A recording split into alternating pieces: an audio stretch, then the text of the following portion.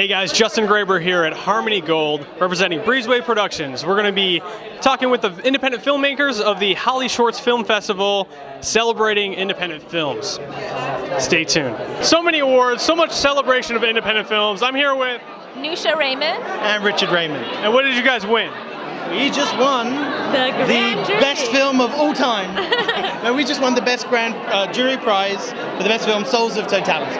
Awesome. And can you talk a little bit about what your film is about? You go, baby. It's a love story. It's about the intensity of a looming moment that can change everything. It stars Tatiana Maslany, who people would know from Orphan Black, and Tom Cullen, who's on Nightfall at the moment. And it's really a film that's set against a real solar eclipse. We went up to Oregon into the path of totality, and we rehearsed for many days and shot a sequence as the sun was covered up by the moon, and it was one of the most beautiful and moving experiences of all of our lives. Okay, next we're here with Daniel Drummond. And you won? Panavision Future Filmmaker Award. Outstanding. So you can talk a little bit about your process and what you had to do from start to finish in order to get here with this nice prize standing on the red carpet. Well, this is kind of outstanding because this film, I'm going to film school here in the US right now, and this movie that won, A Foreman, was our first year project. So this is the first short film that I've directed and written. To get this kind of recognition is amazing, but the inspiration was about, I read an article about an inspector from the Department of Labor who said that he often had to make decisions regarding whether to give a place a citation and shut down the place or turn a blind eye so the workers could keep their jobs. So the story is about that sort of dilemma, about someone kind of stuck between a rock and a hard place. Cool. Anything that you've learned along this process that you're going to take to your next film? Yeah, it's 90% casting and putting your crew together. So if you find someone that you enjoy working, if you find an actor that can make your line work, stick with them. Cool. Good stuff. Yes. So we're here with Eric Mckeever. And what did Eric win today? I won Best Sci-Fi for my film Paleonaut, which I wrote and directed. Outstanding. Can you talk a little bit about wearing more than one hat on set? Well, so my approach to filmmaking is it's storytelling first and filmmaking second. I have stories that I want to tell, and film is a medium that I'm working very hard to tell them in. So for me, it's just the different hats are. It's just what I need to put on a given moment in order to tell the story well and tell the story right. That having been said, I was really blessed with a very talented crew. So yes, wearing a lot of hats, but it was divvied out in a way that was manageable. That's good stuff. Hi, so we're here with Amy Hill. And Chris Reese. And you guys won Best Documentary. Can you talk a little bit about your documentary? What's it about? It's about the 94-year-old woman who was responsible for bringing the hula hoop to the attention of a toy company back in the late 50s. Okay. Next we're here with Randall Christopher. And what did you win? Best Animation and Best Director for the film To the Driver Is Red. Can you talk a little bit about what your film's about? It's an animated documentary that retells the story of the capture of a Nazi war criminal 15 years after the end of the war. Okay, cool. So how much research did you have to put into bringing this film to life?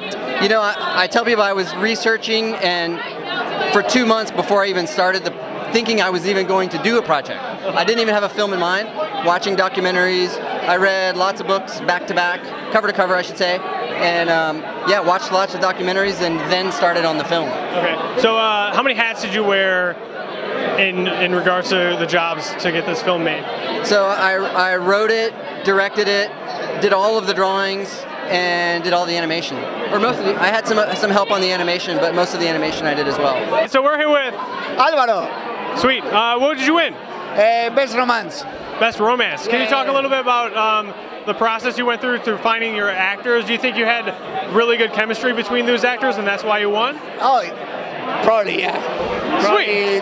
Because the chemistry with the actors is so important that you really need to feel it, no? And you really need to feel their emotions and say, okay, this is my guy. Name your film and tell us a little bit about it. So our film, I'm the co-director, Marco Scotuzzi is my other director, and Andrea Italia produced it. The title is Magic Alps. It's a true story, it's an Italian short, it's a true story of the first refugee who arrived in Italy with an animal. It was a goat.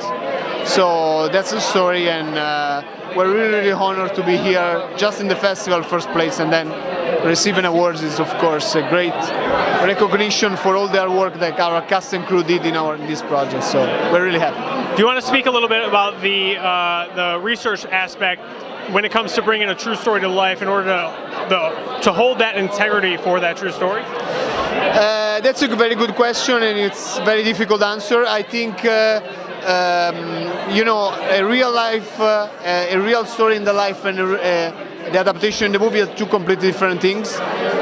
What I think is really important is to respect the DNA of the story and then make all the changes that you need to do for make the movie, you know, of course, interesting and engaging enough. So it's a tough process. You really need to be very passionate about the story and the person you're portraying. But when it's well made, I think it's a big win, because it's like a story that usually can really, you know, affect a lot of people. So next we're here with Alberto Corredor. And you won Best Thriller. Best Thriller. Can you talk a little bit about the horror aspect that you may or may not have included into your thriller, or some of the things that you wanted to implement in order to make your film what it is, and also mention the name and a little bit about it. Well, the idea was because the story is kind of a dark comedy, but when it starts, you don't know that. It looks more like a horror movie. I wanted to have like a homage to the old Gothic horror movies. So it looks like a horror movie, it feels like a horror movie. We have even a witch that looks really scary.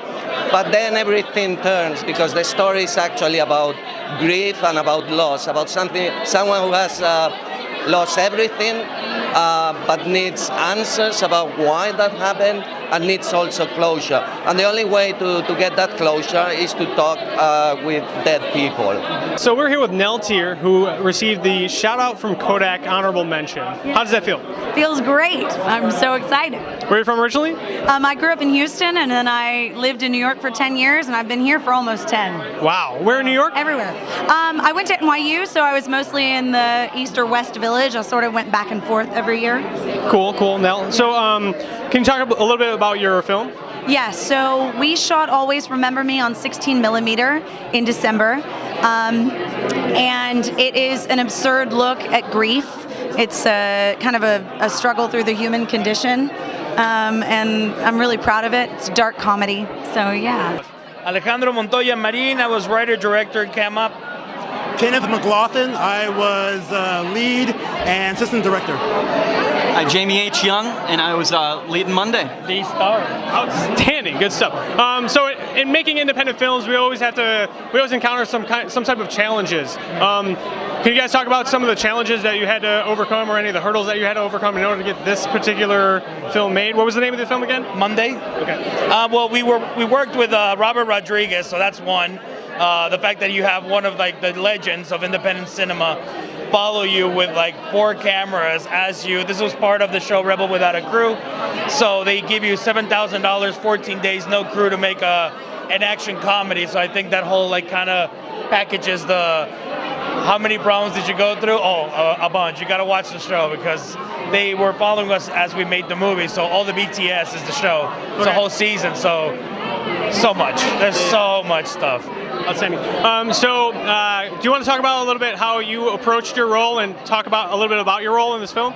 Yeah. Well, I was lucky enough to be the star in the short film Monday. So we were able to adapt that into a feature film, and there was a lot of pressures, like Alejandro was saying. We were, it was a reality show with one of the signatory indie filmmakers of all time. So yeah, a little pressure, but we really were able to trust in the team, getting the game back together in this high pressure environment. We only had one take, locations were falling through, we had to throw lines and improvise a little bit, but we just trusted in the process, trusted in each other, and we had something that we can really stand by, not just as a 7K movie, 14-day, whatever, but something that we're really proud of, and we're super happy that we've been able to travel it all across the country and now to Hollyshorts, which has been the most supportive environment here in the heart of Hollywood. All right, guys, so we're here with Mark Anthony Green. Mark, how does it feel to win the Best Shot on Film award? Man, I feel handsome.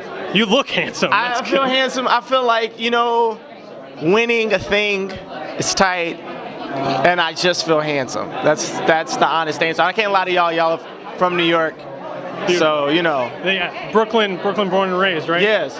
Me. I'm from Kansas City, born and raised. I just live in New York and curse like a New Yorker. Yeah, that's good. That's good. So that was, yeah. Do you mind talking a little bit about your process from pre-production to shooting, post-production, and here on the red carpet? Well, this is my first film, so I would be lying if I acted like I knew what we were doing. I definitely did not. But I will say this: I don't know how to make films still, but I knew how to make this film. And if you're at home and you're into film or you're into whatever, you have an idea, you know how to make the thing that you have in your head, so go make that thing. Nice. All right, inspiring words from Mark Anthony Green. We had a great cast across the board. Jonathan Tucker, Danielle McDonald, Michael, a whole host of people that were crucial to making this. It was a really large cast actually for a short film. And it was a combination of personal relationships, and then Jessica Sherman, our casting director, who was extraordinary. I mean, and deserves all the credit in the world for her casting. Can you talk a little bit about your process of diving into your character? Talk a little bit about your character as well. I played obviously one of the skinheads.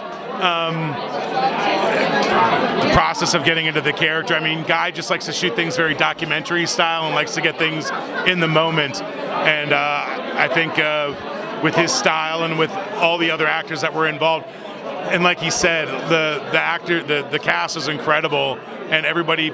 I think the reason there was so much love for this too is that everybody knew that as far as the acting went, everybody was doing it for free. And it was just, you read this script and it was just something you wanted to do.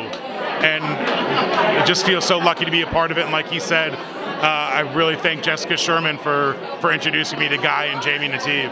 Outstanding.